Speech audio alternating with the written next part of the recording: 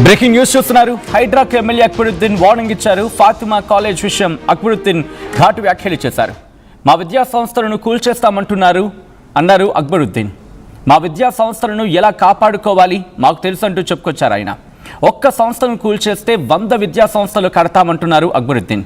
ఇలాంటి బెదిరింపులు చాలానే చూసామంటున్నారు అక్బరుద్దీన్ ఓవైసీ. మీ బెదిరింపులకు మేము భయపడమంటున్నారు ఆయన. మేము ఎలాంటి అవినీతికి పాల్పడలేదు అంటున్నారు అక్బరుద్దీన్.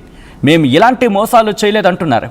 మా విద్యా సంస్థలు ఉన్నా లేకపోయినా విద్యార్థులకు చదువు చెప్పిస్తామంటున్నారు ఆయన. మమ్మల్ని భయపెట్టాలని చూస్తున్నారు అంటూ చెప్పుకొచ్చారు ఆయన. మీ బెదిరింపులకు మేము లొంగమంటూ వార్నింగ్ ఇస్తూ ఉన్నారు అక్బరుద్దీన్. దానికి సంబంధించిన బ్రేకింగ్ న్యూస్ చూస్తున్నారు. హైడ్రాకు ఎమ్మెల్యే అక్బరుద్దీన్ వార్నింగ్ ఇస్తూ ఉన్నారు. ఫాతిమా కాలేజ్ విషయం అక్బరుద్దీన్ ఘాటు వ్యాఖ్యలు చేశారు. మా విద్యా సంస్థలను కూల్చేస్తామంటున్నారన్నారు అక్బరుద్దీన్ ఓవైసీ. తమ విద్యా సంస్థలను ఎలా కాపాడుకోవాలో తమకు బాగా తెలుసు అంటున్నారు అక్బరుద్దీన్.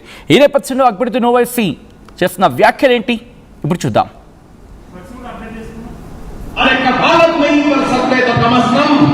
उनके सर पे हाथ रखो।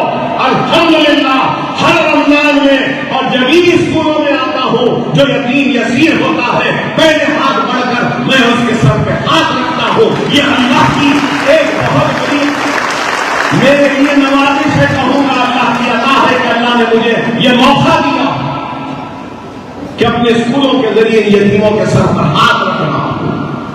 रसूलुल्लाह सल्लल्लाहु अलैहि वसल्लम इरशाद फरमाते हैं कि यतीम के सर पर हाथ रखोगे तो उसके सर पे जितने बाल हैं उतना हाथ रखने वाले के गुनाह माफ हो जाएंगे।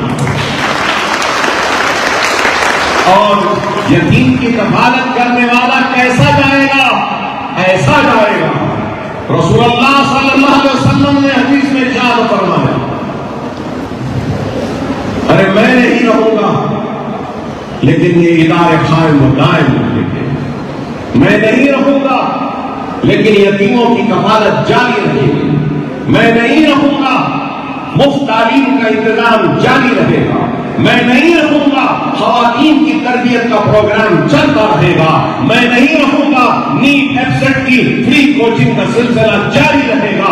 अगर कोई समझता है कि ये इमारतों को गिराकर मेरे अज़ुम को मेरे हौसलों को तोड़ देंगे तो अहमद हो, इमारतें रहे मेरे सर पर छत रहे न रहे झाड़ के नीचे बिठाकर पढ़ा लूंगा मैं अपने बच्चों को, लेकिन तुम्हारे सामने छुपने वाला नहीं।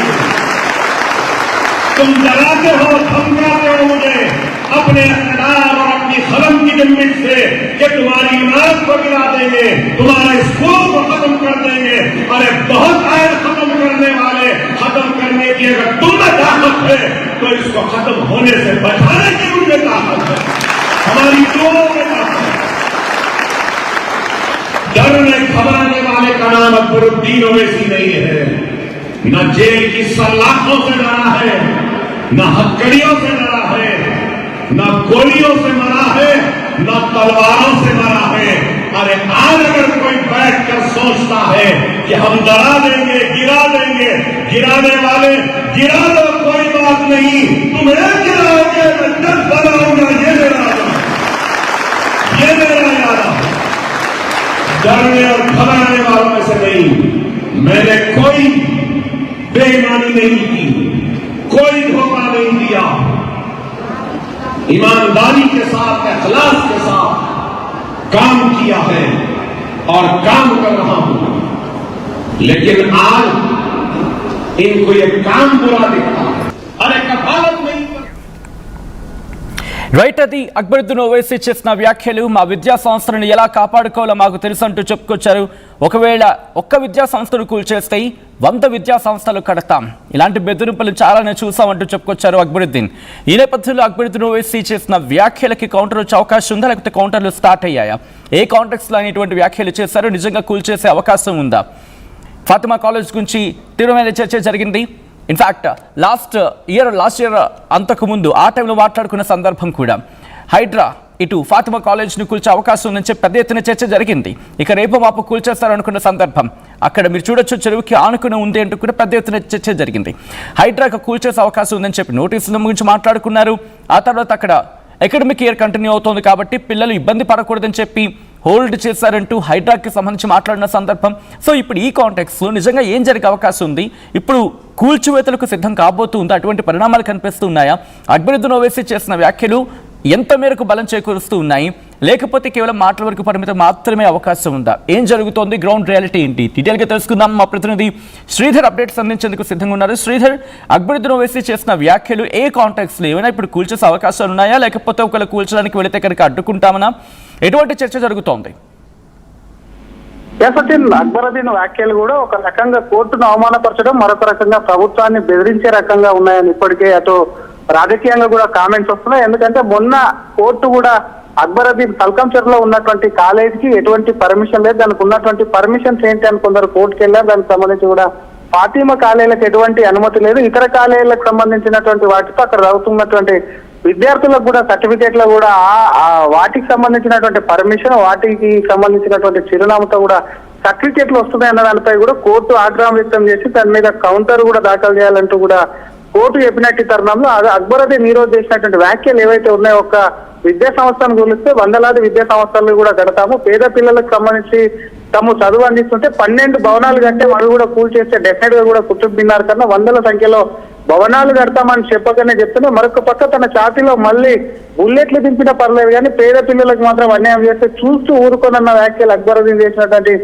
వ్యాఖ్యలు ఏవైతే ఉన్నాయో ఒక రకంగా హైడ్రాకి సంబంధించినటువంటి అంశమే కాదు, ఇక్కడ ఉన్నటువంటి రాష్ట్ర ప్రభుత్వం మీద నేరుగా ఒక రకంగా అక్బరుద్దీన్ ఓవైసీ వార్నింగ్ ఇస్తున్నారంటూ కూడా ఇప్పటికటో ప్రతిపక్ష పార్టీ బీజేపీ నుంచి కూడా విమర్శలు వస్తాయి. దీని మీద ప్రభుత్వం నుంచి ఎక్కడ కూడా ఇప్పటి వరకు స్పందన రాకపోయినప్పటికీ అక్బర్ వ్యాఖ్యలు కోర్టును కూడా ధిక్కరించేటట్టు ఉన్నాయని చెప్పి కూడా అటు బీజేపీ నేతలు విమర్శిస్తున్నటువంటి పరిస్థితి. మరొక పక్క అటు తల్కంచెర్లో ఉన్నటువంటి ఈ ఫాతిమా కాలేజీల భవనాలకు సంబంధించి గతంలో చూసాం, హైడ్రాకు సంబంధించి పెద్ద ఎత్తున విమర్శలు వచ్చాయి. పేదోళ్ల ఇళ్లు కూలుస్తున్నటువంటి హైడ్రాకు ఎఫ్టీఎల్ బఫర్ జోన్ లో ఎఫ్టీఎల్ పరిధిలో ఉన్నటువంటి ఫాతిమా కాలేజెస్ ను ఎందుకు కనిపించట్లేదు అంటూ కూడా అసలు సామాన్యం నుంచి కొన్ని ప్రతిపక్ష పార్టీల వరకు ప్రశ్నించినప్పుడు హైడ్రా చీఫ్ కూడా ప్రస్తుతం కూడా అక్కడ ఉన్నటువంటి అకాడమిక్ ఇయర్ నడుస్తుంది, విద్యార్థుల భవిష్యత్తుకు సంబంధించినటువంటి అంశంలో మిడిల్ లో కూడా వారికి ఇబ్బంది కలుగుతుంది, వాళ్ళ భవిష్యత్తు నాశనం అవుతుందన్న ఉద్దేశంతో కూడా అక్కడ వదిలేస్తారు. కానీ మొన్న గండిపేటలో ఉన్నటువంటి ఒక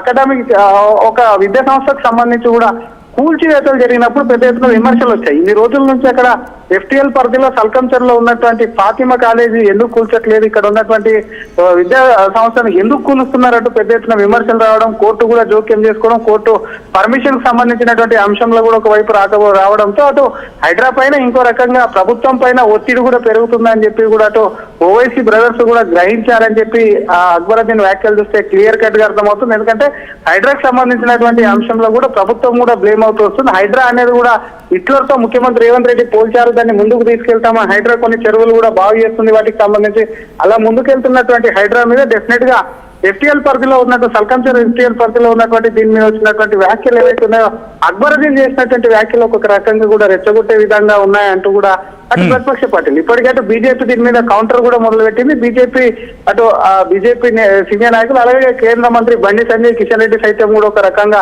అక్బరుద్దీన్ వ్యాఖ్యలను ఖండించారు. ఒకవైపు ప్రభుత్వం అటు బీఆర్ఎస్ కాంగ్రెస్ ఇద్దరు కూడా అక్బరుద్దీన్ కు సంబంధించినటువంటి అంశాలు కూడా కొంత వారికి మద్దతు ఇస్తున్నారు. అందుకే ఈ విధంగా ఉన్నటువంటి వారికి ఓవైసీ